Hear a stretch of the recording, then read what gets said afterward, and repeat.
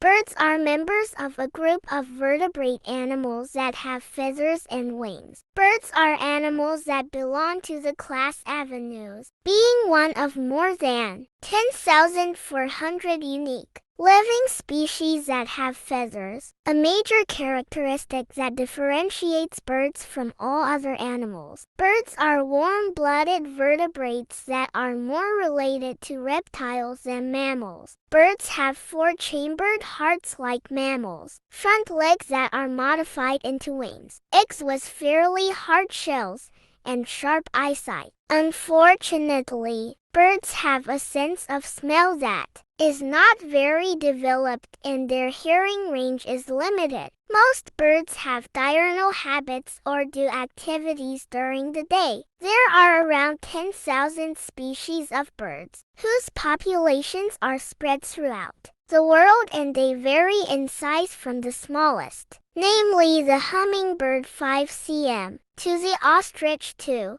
75 m.